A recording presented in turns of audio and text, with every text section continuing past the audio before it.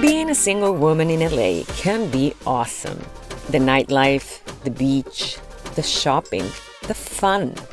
But somehow, all of that seems to change when you're middle-aged. My name is Fran, Argentina-born, single, and yep, middle-aged. My midlife crisis hit me hard, so I decided to fight back by embarking on a quest. Visiting all 50 states before I'm 50 and taking you along with me.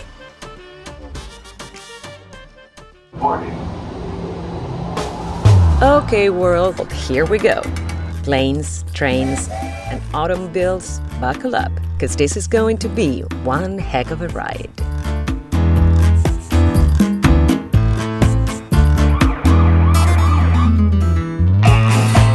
Welcome to my 50 before 50.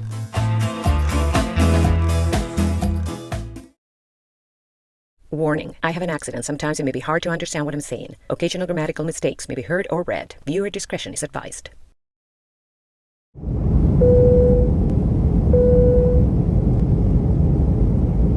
Ladies and gentlemen, that double time is our indication. It's time to get the cabin ready for landing. Oh yes, this state wasn't necessarily driving distance, so a plane it was, and then a rental car. Because I was determined to travel all around it, starting with the rocker city of Cleveland.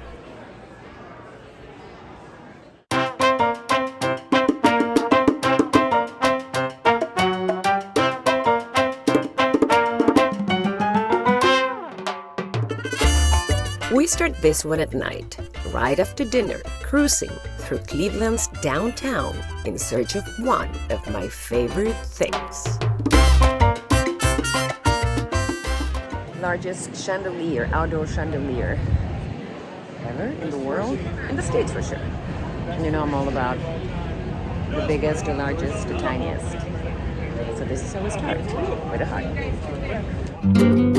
Yes, back to my 50 before 50 brochure of US records, I guess. Anyway, since 2014, the Playhouse Square chandelier has been shining its 4,200 crystals right in the center of this entertainment district, dramatically improving its traffic and without causing any traffic issues as it was once feared. What a bright start for this round of traveling.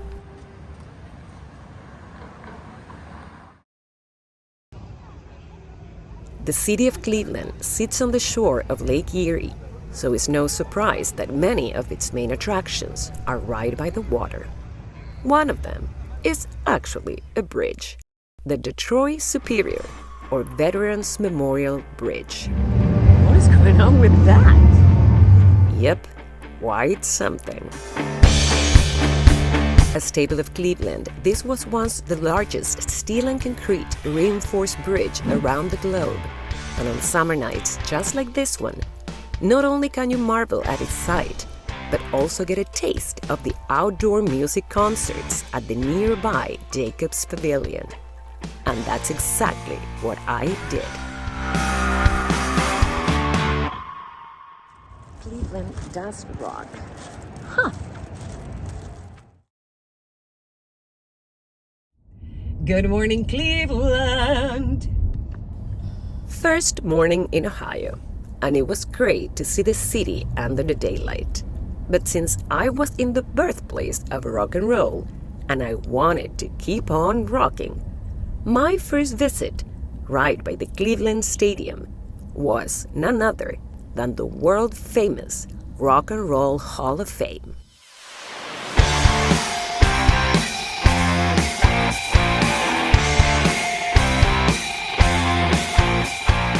With 7 levels and over 55,000 square feet of exhibition space, plus offices, a gift shop, and a cafe. The museum showcases art left and right, and it takes you from the early roots of this music until today, touching upon pretty much all different types of music, as it recognizes how they all connect and move each other forward.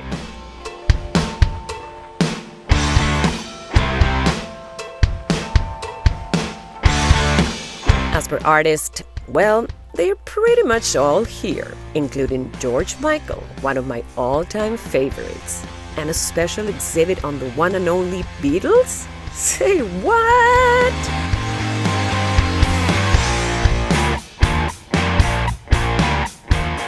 And you know I'm not too keen on museums, but the close to 5 hours I spent on this one felt really, really short. An absolute must.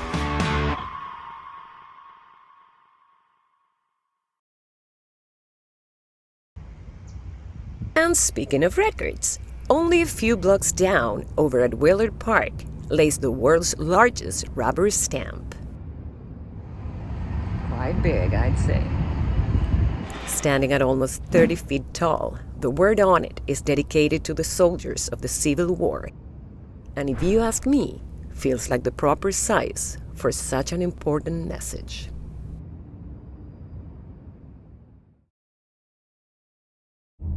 And now, who's feeling Christmassy? Quite Christmassy. Well, I am. So I set out to visit the house from A Christmas Story. Yep, the house from A Christmas Story.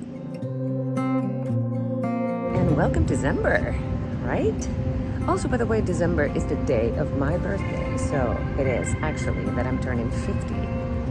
Ouch! Let's just go into the house, okay?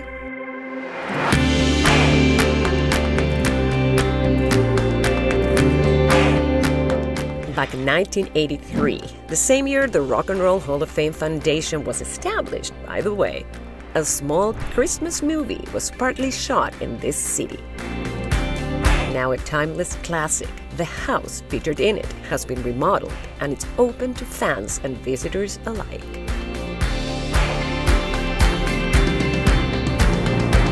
This film gave us imagery that is forever ingrained in our collective memory. So even if you haven't seen A Christmas Story in a while, you're still guaranteed to enjoy this visit that takes you back in time and includes the perfect gift shop for all your holiday needs. Just whatever you do, please, please do not stick your tongue to a metal pole, okay? Thank you, and happy holidays!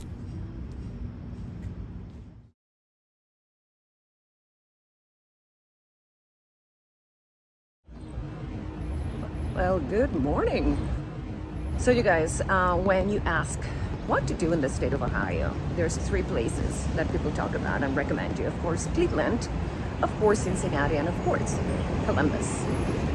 So hey, I decided to do all 3. So this is Cincinnati.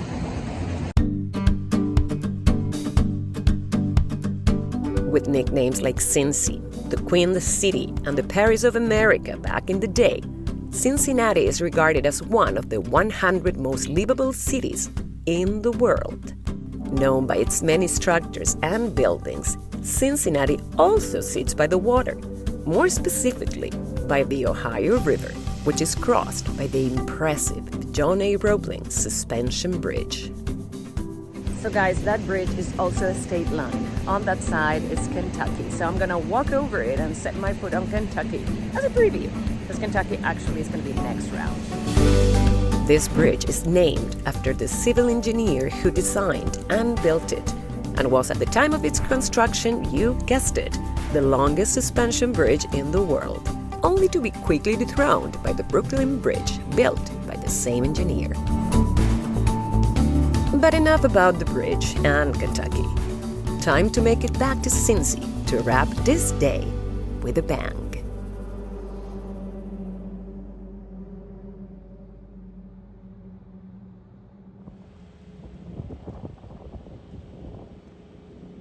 Approaching the Cincinnati dinner train.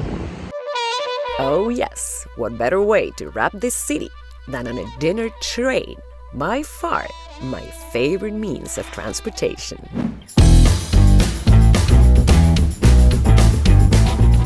The Cincinnati dinner train consists of 4 fully renovated dining carts dating back to the 1950s, hence the wardrobe of some of the guests, which is not only welcome but encouraged. The 4-course dinner is served every Saturday, as the train pleasantly takes you through downtown and the riverfront, providing not only great views, but also some funny anecdotes and a little bit of Cincinnati history. The experience is complete with the magnificent Queen City Sisters, a 1940s-inspired trio that seals the retro feel with their music. After dinner, you can visit additional carts, like the kitchen cart, of course, and several others offering bar services and live entertainment, Queen City Sisters included. And then it was all about enjoying the ride, the way it was always meant to be.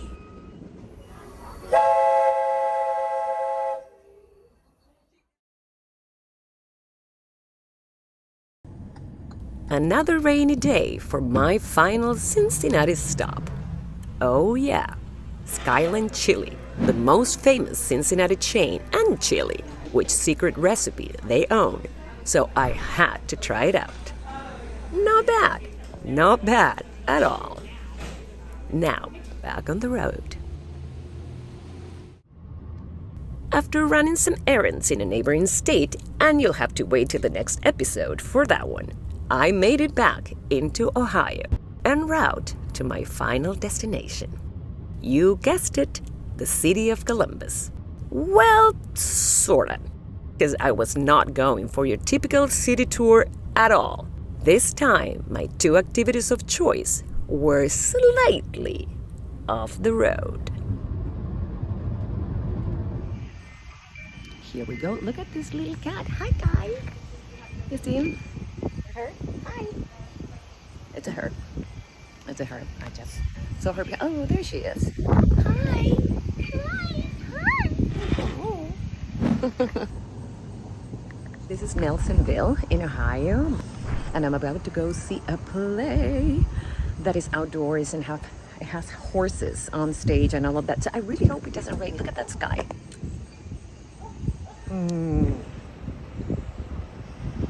Guys, this is a spooky town. Okay, guys, so I just called the theater and they told me they are having the play tonight. So here we are, en route.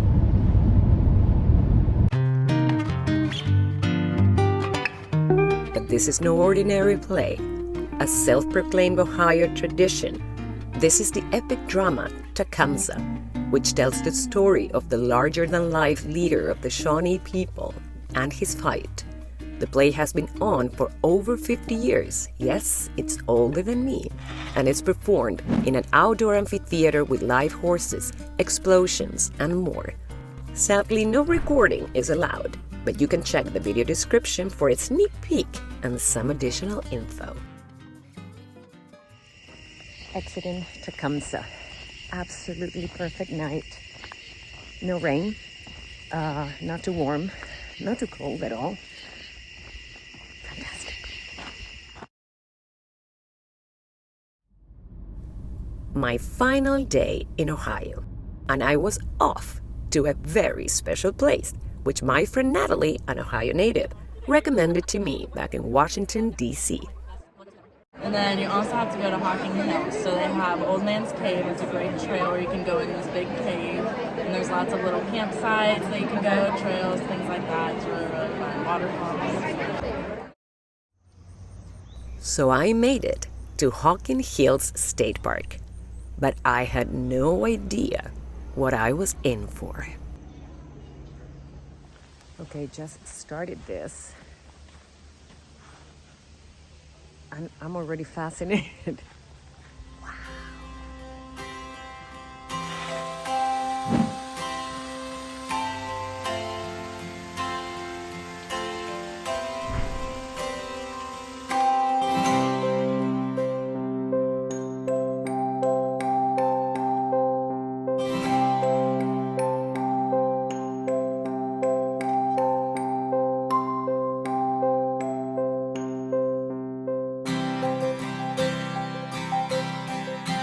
This state park has an area of over 40 miles, filled with one-of-a-kind hiking trails, tunnels, waterfalls, and caves, plus so much more.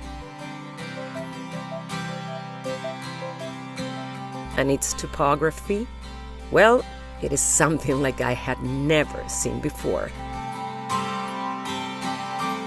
Hundreds of millions of years ago, the ocean covered this land, depositing great amounts of sand and gravel, which upon the ocean's receding and the Appalachian Mountains arising, created this now state park, which continued to transform itself over the years until what it is today.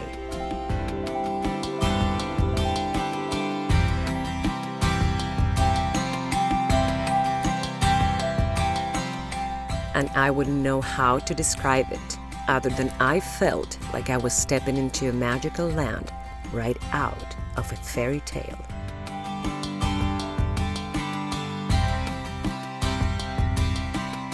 And what a departure from my uneducated idea of what this great state was all about.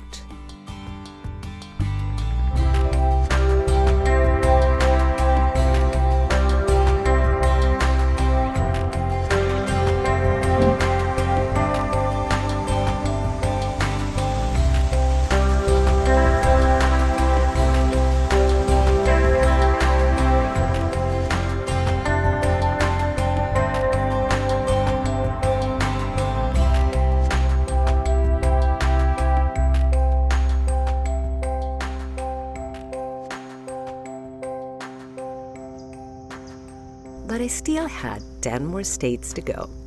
So for now, I'm taking this magic with me and going back on the road.